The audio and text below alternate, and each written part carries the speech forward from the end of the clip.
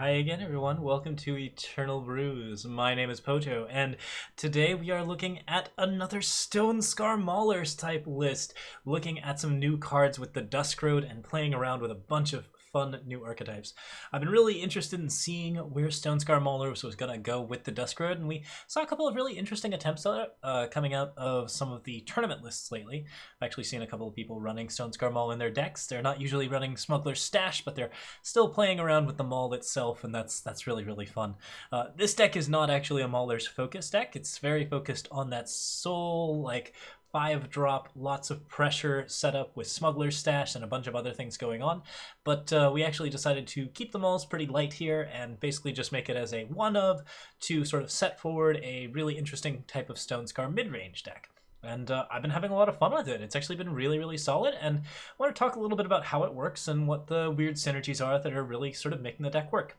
So the primary thing we're doing here is we're trying to revitalize Smuggler's Stash by including a lot of cards that discount units and spells, specifically Miner's Musket, Quarry, and Crimson Firemaw, which reduce the cost of units by 2, 1, and 4 respectively.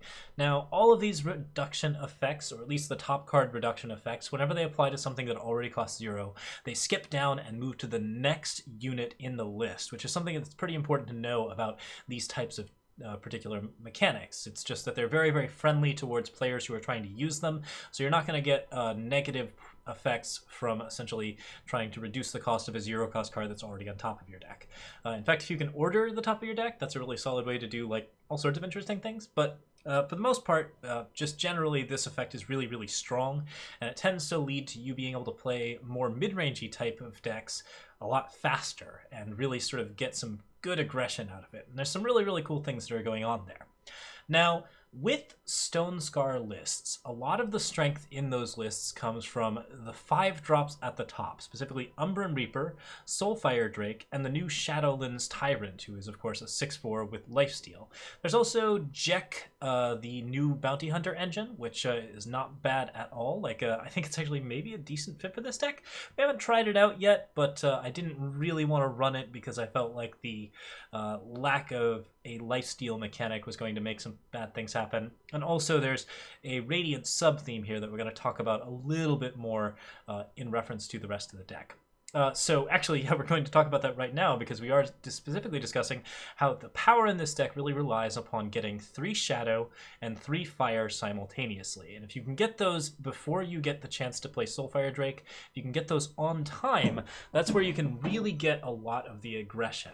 In the original, like, old school Empty Throne basically Stonescar decks, the big strength of those decks was that if it could actually play like 2 seats and a banner, or a banner and 2 seats rather, and get a Champion of Chaos fully formed out on 3, then it was really hard to beat. And that's still true today, even though Champion of Chaos now has that 3 health available. With the extra influence from the 3 red and the 3 purple, there is just a really solid way to get your particular influence all put together in a way that's really going to help you out. However, there's also more ways to get that influence set up due to the Dusk Road's new and interesting mechanics for specifically getting influence. We have the new Crest of Chaos, which means that we can now stack 12 different cards that grant red and purple simultaneously, even if they are depleted in various different circumstances, and can make some of your early steps a little bit harder. But we also have a card called Common Cause, which says that if 2 units in your hand share a type, gain an influence of your choice. And this card is something that we are actually playing around with here. We do have a tribe with this deck, and that tribe is Radiance. The Steward of the Past is a Radiant, the Umbren Reaper is a Radiant, the Dreamsnatcher is a Radiant, and of course we have Shadowlands Tyrant, who happens to be a Radiant. Now, these numbers have been tweaked around a little bit, and it's just at the cusp now of Common Cause not being good. I would not cut more Radiants without cutting the Common Causes, but having access to Common Cause plus Stonescar Banner, Seed of Chaos, and Crest of Chaos means that we have a ton of flexibility in our initial power that we are playing, which means that we're really very easily capable of getting to 3 red influence and 3 shadow influence whenever we need it for particular cards. It's very hard to get influence screwed in this deck. The other thing that Common Cause, of course, can do is that we do have some synergies with other types of cards in the deck. Argenport Instigators mostly synergize with themselves, but the Soulfire Drakes and Crimson Firemaws are both dragons, which means that we have some pretty good synergies there. And I feel like I had another Gunslinger in here, but we've since left it off, so that's all good and proper. Okay, so those are the two major additions to the deck as far as Stonescar goes. Beyond that, we are doing basically the same things that we've always been doing. We're playing extremely powerful, extremely pushy cards that try to deal a lot of damage to your opponent and make it very, very hard for them to recover from being attacked. Champion of Chaos has to be answered because it's always going to deal 5 damage, and then when it does get blocked, it's going to deal another 4, which is really, really critical because that deadly overwhelm damage is just really, really good. Shadowlands Tyrant gets you a lot of extra bonuses on attack, and it gets to become a really scary threat if it gets to attack more than 1 or 2 times. Soulfire Drakes are just one of the star cards of the deck. They give everything in the deck flying or charge, and any of these units having charge makes them extremely deadly, especially Crimson Firemaw, Shadowlands Tyrant, and Champion of Chaos. These are all cards that you do not want running at your face because they have that 5 attack damage, and they just really, really do quite bad things to you. Dreamsnatcher has some pretty good options to itself. It's a 2-drop that actually happens to be a solid answer to Tavrod. Basically, if your opponent attacks with a Tavrod, then Dreamsnatcher gets, 4 to 5 bonus attack, which can be a lot of fun. It's not like a perfect answer to Tavrod, but as a 2-drop, it actually fares pretty well against it. And it also gives you extra lifesteal to keep this deck sort of moving along in terms of life. We have Umbren Reaper for that as well. So Umbren Reaper, Shadowlands Tyrant, and Dreamsnatcher mean that we hold out very well against the Stonescar lists, which is something that we particularly want to do. Removal suite includes 4 Miners Muskets, 2 Annihilates, and 4 Torches. We also Treachery out big units from our opponent's deck, and then after that we primarily try to establish our dominance using Steward of the Past and our big units. We can Smuggler stash back some of our big weapons if we need to, but for the most part we are just trying to get a hold of the early game with Argenport Instigators and a lot of early removal, and then really crush the mid game with Soulfire Drakes and Reapers. And once it gets into the late game, we're basically just saying, okay, every one of my cards is going to deal 5 to 6 damage to you, figure out some way to stop it or die. And that's basically the goal of the deck. Okay, beyond that, we do run Sabotage and Treachery to sort of affect our opponent's hands a little bit more and activate Dreamsnatchers. All of this sort of just blends into making the deck a little bit more well-rounded and a little bit more awesome. And then we also have 2 Waystones of each type, keeping the sigils around to a decent extent, just so that we can keep activated seats. I actually probably would go 1 more Granite Waystone in this list, so we'll make that light change before we get started. That's pretty much it for me, and we're going to go ahead and play a couple of games with this and talk a little bit about it more as we play. So see you guys there. All right, here we are up against player. I've got Crest of Chaos, Seat of Chaos, and Fire Sigil. I think that's a decent start.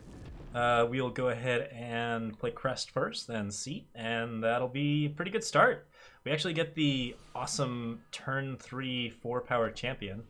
It's kind of nice to get a turn 3 3-power champion that we can then turn into a 5-3 champion, but I'm certainly not complaining. This is a 4th power, which gives me Crimson Firemaw. It's not the influence we want, but I think I'm into it. That also allows us to play a Granite on turn 4, which we won't. We'll play a Crimson Firemaw instead, but we'll still get the free Granite. So Instigator plays out fine here. I could play Waystone to get undepleted power from seats. That seems pretty low percentage for me, so we probably won't go for that route. Oh, okay. Go ahead and attack for 3. And we actually want Champion of Chaos to draw Vanquish, because if he draws Vanquish early, then Crimson Firemaw may actually get the hits that I really want out of it. So that's what we're going for. If he can draw Vanquish or Permafrost, it's good stuff.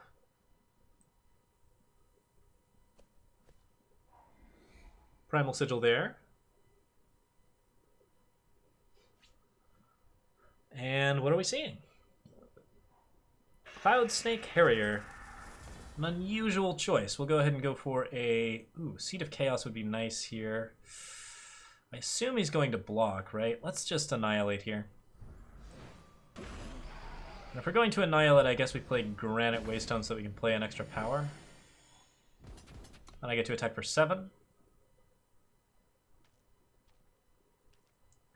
The big issue here is that Crimson Firemaw doesn't get to play in that circumstance. So that's a little rough. And I also didn't get the Shadow extra bonus damage. He's almost certainly going to want a Harsh Rule, but maybe not. Shelterwing Rider's not necessarily a Harsh Rule card. So no blocks there. And I think what we're going to do here is play... Oh, I guess we'll play the whole thing. We'll attack with everything or just these two. Just these two. Then I can Miner's Musket the Shelterwing away. Cool.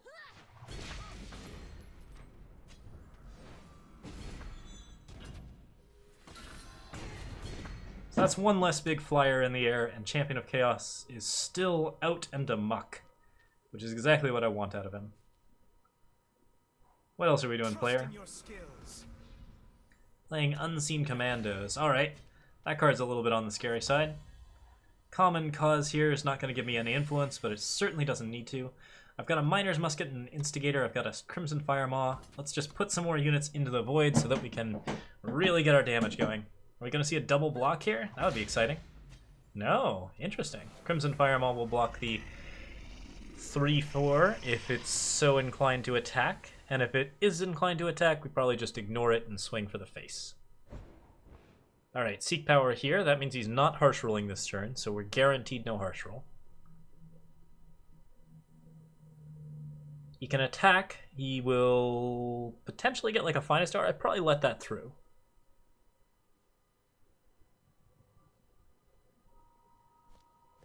And if I let that through, I believe I win. Trust in your skills. Oh no, not guaranteed. Alright, no blocks there. You get a very, very good series of hits in, and we'll see what you can do. Do you have a Permafrost here? That would be pretty good. Alright, swing for 10. We'll see a block probably from either Kothan or from the Unseen Commando himself. I could have swung with the 1/1 as well, but that doesn't feel that good. Oh, interesting. I think that's going to leave him just dead to Treachery.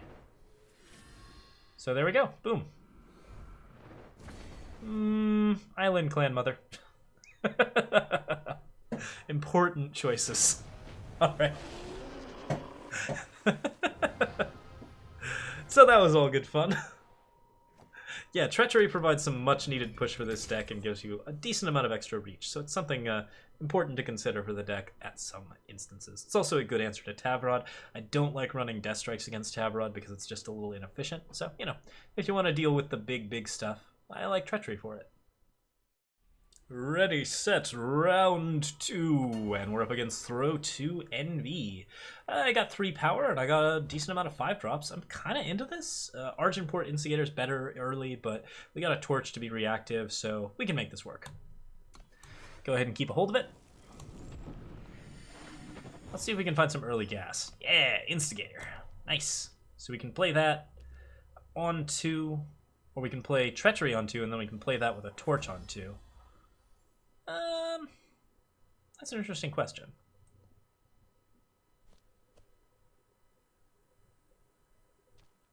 He didn't play something that would allow him to torch me, so it's probably best to play Instigator on 2, as much as it might deny me the possibility of Treachery Torch. If he plays Torch, he doesn't develop Rakano, which is good for me. He might be an Armory deck, and this might all be for moot, but yeah, I think that's probably the best case. Seat of Progress, so we're seeing a little time in here. That's interesting. Well, let's experiment. Attack for 3. Not seeing a lot there. There was no pause, so I'm guessing no protect. That's good. We're going to Treachery and see what we see.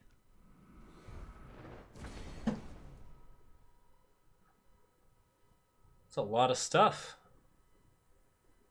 Alright. So we've got 2 Soulfire Drakes, which means my inclination is to pick the Ikaria or the Heart of the Vault, which are going to hurt a little bit more. Ikaria generally has to just answer Soulfire Drakes, so let's get the Heart of the Vault out of there so that he doesn't have a lot of, like, gas. Man, his hand is definitely loaded. We want to finish this as fast as we can.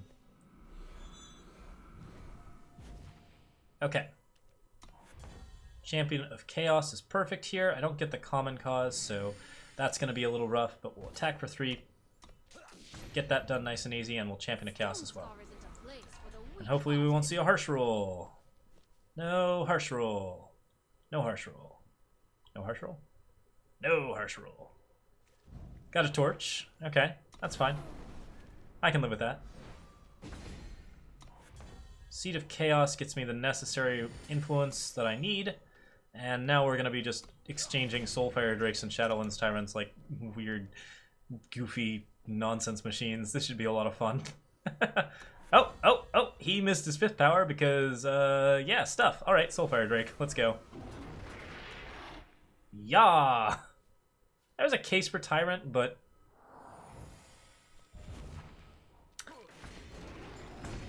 someone has some very specific answers in mind, but also that's terrible for them. Like, as bad as it is that these guys can't attack, yeah. Yeah, I think they needed a little better answers than Shush there. It's nice to have a Shush in your, like, sideboard. I wouldn't recommend it in, ranked, but it's not terrible. You just have to have other removal to go with it, and that deck was too full of big creatures to be running Shushes. Alright. Okay, here we are up against Braids, 1999. I got Seed of Chaos, I got Crest of Chaos, and I got Treachery. This is a Vara's favor, so that means that I have 3 power available. I think I'll keep it. Basically, I'm always looking for 3 power hands or 2 power hands with a pile of things that make it easier to get to the 3rd power. Because this deck really just needs to get to like 3 or 4, and if it can do that, well, it's gold. Crest of Chaos here. We're going to look for more power if we can. Common Cause. I have a Dragon and I have a Steward, but I also have all the influence I need with the exception of a 3rd red. So probably worth it to take it. On the other hand, I'm on 2 4-drops. I mostly need the 3rd fire, so I don't necessarily have to take Common Cause. It's undepleted, so I'm going to run it. Let's go. Okay. So we'll play Common Cause into Vara's favor, most likely. There's a case for Amethyst Waystone, but I might actually want the Nightfall. No, I won't want the Nightfall against a Rakano deck. I will probably want to basically be playing all my stuff pretty early, so we'll see what happens. Rakano's weapons unmatched. Alright, there's Champ of Glory. So we are going to go ahead and Common Cause. I can Vara's favor this Oni Ronin, and that's probably the best route. I kind of like Treachery ahead of time to make sure that I actually get something, but this should be very, very effective. So, yeah, by and large, I'm pretty happy with it. Oh, and I meant to Amethyst Monument first, but that's okay. Move over. I'll handle this. The end. Okay. Gunslingers everywhere. Steady Marshals on the march. Go ahead and throw a Treachery down to get rid of something else. Valkyrie Enforcer or Unseen Commando are the 2 choices. Unseen Commando is generally a little bit more devastating. I don't like Valkyrie Enforcers a lot, but if we get it played down, we can play Crimson Firemaw in front of it, so that should work out just fine. Alright, next up we play Steward, because Steward's a good blocker even with a Valkyrie Enforcer on deck. And then after that, we'll maybe look at playing Firemaws, because I'm guessing there will be a Valkyrie. Play the Amethyst Waystone. Like I said, I don't want to give my opponent draws in this situation. And controlling that Amethyst Waystone is definitely something that we want to be paying attention to. So we see a 1-3 and a 2-3 on attack. I've got a good defensive line. My opponent's going to play a Valkyrie in response to this, and then I get to play Crimson Firemaw or Umbren Reaper. Umbren Reaper trades with the Valkyrie, but keeps me very, very healthy. Crimson Firemaw, like, I'm really basically deciding here which card I'm more worried about seeing defenses to. On the other hand, my opponent's stuck on 2, so we're just going to be super offensive and try and hit him as much as we can. Okay. Cool. Also cool. So we saw a torch ahead of time. There's a case here for playing Umbren Reaper, but really what I want to do here is just get that fire out. And let's play this second Steward of the Past. I know when he gets to 3, he's going to want to play Valkyrie Enforcer, so I'm trying to play units that aren't going to get Valkyrie Enforced very easily. There it is. There's power 3. Are we going to see the Valk? There's the Valk. Cool. And now that the Valk's out, we can do a wide variety of cool things. The one that I'm probably most interested in is attacking for 3 and then playing Crimson Firemaw. He has to double block, which gives me my choice of units to kill. But if he doesn't double block at all, then, well, he gets to attack me later, but I'll be able to Stonescar Maul him, which will be a lot of fun. We see the Vanquish, that's about to be expected. And then 6 here is nasty, but not out of the question. One question is, does he have any sort of remaining tricks? See an Oni Ronin there. That's a card that I'd rather block. Let's go ahead and say Umbren Reaper here. We're going to stay put for a turn. Play a Common Cause. Get ourselves up a little bit in power so we can have better Smuggler stashes later. And we'll see what he picks up. If he's got a Vanquish here, he loses 5 life. If he's got a Valkyrie Enforcer, then he's in great shape. But otherwise, the Stonescar Maul is going to knock out the Oni Ronin, and then things are going to get really ugly from there.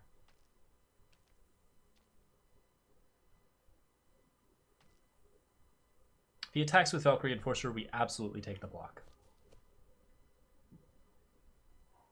Let's dance.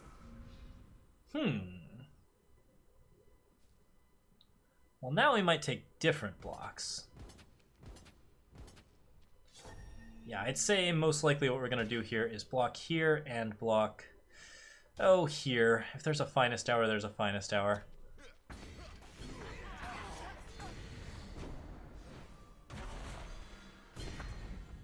Okay, so now I get Stonescar Maul, and we probably Instigator immediately. A single shot is all it takes. Knock that Valkyrie out. And let's just go in for a straight 3 damage. I think I want to be the pressure here, since I'm ahead on life and ahead on board. Ricano's weapons unmatched. Champion of Glory makes this a little bit tougher. We're still going to attack in because I'm representing 6 damage a turn. He's got a 2-turn clock, and I don't have a way of dealing with this 4/4 on defense.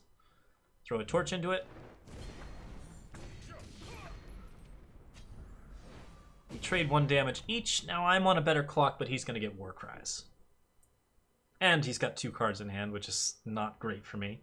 So we're really looking for our big 5-drops to win this game. If he attacks with an Oni Ronin, doesn't play anything, and I draw Soulfire Drake, that's a win. If I get Umbren Reaper and he can't deal with it, that's a win. If I get Shadowlands Tyrant and he can't deal with it, that's definitely a win. I've got very good top decks, but I can still draw power here and not have a good time. Alright, swing for 3 here, that seems good. He's got a pause, but I don't know what it is. I'm going to Annihilate his Oni Ronin because that seems probably like a very good idea here. Any more War Cries could really generate a big problem. So, all right, you've got like 2 War Cries down. Steward of the Past might not be a good card here. Valkyrie Enforcer's forced on the defensive. It's very unlikely that he's going to be able to attack with it. I'm going to go ahead and attack for 3 here because that forces the Valkyrie Enforcer block, and then I get to play Musket and get the rest of it. Do you have a Finest Hour? Because if so, I want to see that defensively. Ooh. This is going to be rough. Miner's Musket here could mean death for me. That's 7 and 3. We gotta try it. He's got something. It's either Finest Hour, Torch, or Protect. Oh, interesting.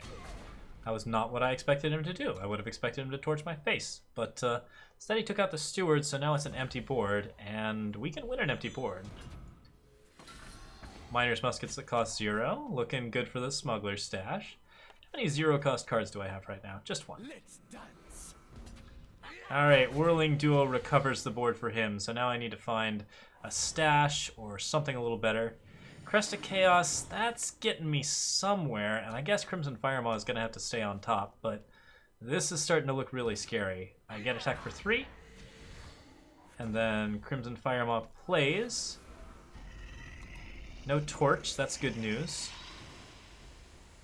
But a Vanquish was my worry, so there we go. He does get his 3 damage in. That's a bit of a bummer. Our top decks could have been a lot better than that, but that's okay. Alright, one last round. We're up against Frayed. And I've got Common Cause and not a lot else, so we'll definitely throw that hand back. 3 power here, so we've got something, but I need to find some Shadow to make Vara's Favor work, so this is not anything yet. Also don't have a mix of Radiance to make Common Cause work, so there's only so many answers that I can draw that are going to be in Shadow. But any Shadow will do. We'll be able to play Vara's Favor immediately if that happens. Common Cause. Alright, so now I need a Radiant or a Shadow. If I find a Radiant, I get a Shadow, and if I don't, then, yeah, things get rough. We'll probably play Miner's Musket without playing Common Cause. I need the Shadow that badly. And that discount will actually help me out, too. There's a Radiant. Now we can play Common Cause for the Shadow. I can attack for 2. And I can Champion of Chaos without getting vanquished, which is also a huge bonus. We're going to Vara's Favor and Sabo next, and then we'll be basically completely on track. There's a world in which I actually do other things, but yeah, Sabo here seems great. Channel the Tempests is really scary. Vanquish is pretty scary. Sword of the Sky King is pretty scary. There's a lot of scary cards in this hand. Considering how close he is already to getting Harsh Rule or Vanquish, what are the odds that we should take Channel or Sword? I feel like Channel represents an awful lot to his deck. And he's fairly close to it already. Sure, we'll get the Channel. Not my favorite thing to do, but I think it's right here. Attack for 3. Attack for 2. Vara's Favor for 1. And he's down to 15 and probably is going to be forced to throw Harsh Rules at things that don't really need Harsh Ruling. So, more or less, we're pretty happy with this result.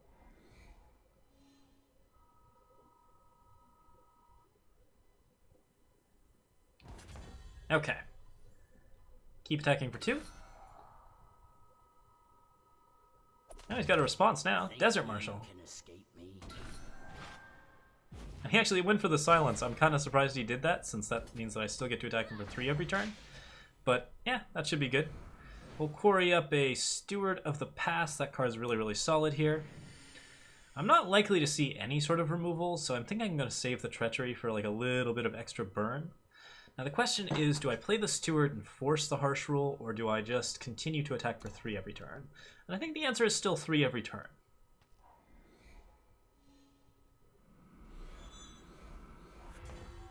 Alright, Moondial's a card. We get to attack for 3 here.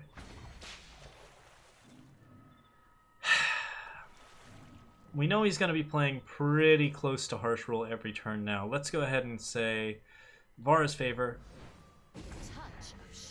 Shadow Sigil, Steward of the Past. That represents pretty close to lethal, and we want to be pretty close to lethal. He's going to Harsh Rule here, which means he can't Moondial draw. It's possible that he plays something like Sword of the Sky King instead, but I suspect the Harsh Rule is just going to be the better option. Okay, so Steward, Champion. We're just going to keep gassing up, forcing him to play answers, and then punishing him for it. Okay, second Harsh Rule is a bit of a bummer. Certainly don't want to see that, but not much we can do about it. Steward plus Miner's Musket, however, gets us 2 damage.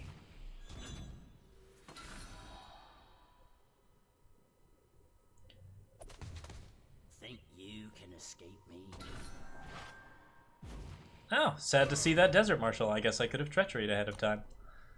Alright. What else you got? Is this your turn to Sword of the Sky King? Nope, you're still Moondialing. Okay, he's got the Sword of the Sky King now, so at this point what we really want to be doing is playing the Shadowlands Tyrant to attack... Yeah, the Shadowlands Tyrant should draw Vanquish, which means that we're not going to draw the Sword of the Sky King. I'm going to hold on to the Treachery so that he basically feels like it's safe to Vanquish instead of Sword. If he Harsh Rules, then we're dead, but that's, you know, the third Harsh Rule. It's not going to happen.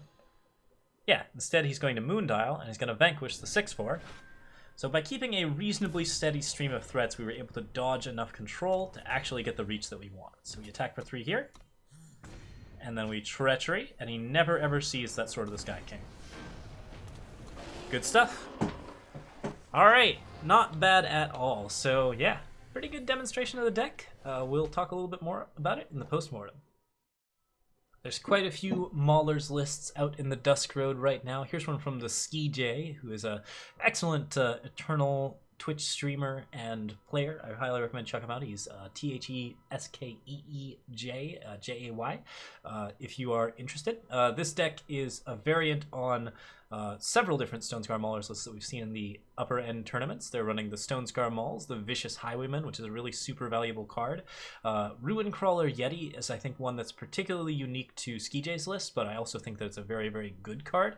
I often run Furnace Mages in these types of decks, and Ruin Crawler Yeti is just often a better Furnace Mage. So this card's really, really quite strong, and it's a good sort of 3-drop to drop into the slot if you are having difficulty getting your power to fit together. However, I find with crests, you usually don't need to have that many 3-drops. We'll see how that plays. This is certainly not a bad deck at all. Statuary Maidens are pretty cool, but I actually like almost 80% of the time, like I would say 80% of the time, I would recommend that you run Stewards instead of Statuary Maidens in these types of decks because they have a lot more pressure. They are basically just that little extra bit of stats really matters, and they shut down some particularly important archetypes like Haunting Scream decks that Statuary Maiden does not shut down. Statuary Maiden has a really cool win more effect, but I don't actually recommend it for like tournament lists like this, so that's something that you could consider changing around if you wanted to. Beyond that, this is probably a little bit more of a traditional list, and it's actually got a lot of strength to it, so it's a fun one to play around with if you're playing around in the cool like tournament architecture. And yeah, good deck, good list, and feel free to check it out. There's a bunch of Stonescar Mauler players out there and all sorts of cool things going on. So yeah, that's it for me for tonight, guys. I'll see you next time with more Eternal Brews. I hope you had a fun time, and we'll also be showing some Slay the Spire stuff out. I believe I found my apartment, so maybe soon we'll be streaming from a new location. That should be exciting. Regardless, have a really good night. Feel free to like or subscribe if you liked the video, as always, and there's notification bells and comments and all those little things that you can do. You can sub to my Twitch, and yeah. Have a good time, guys. I am out.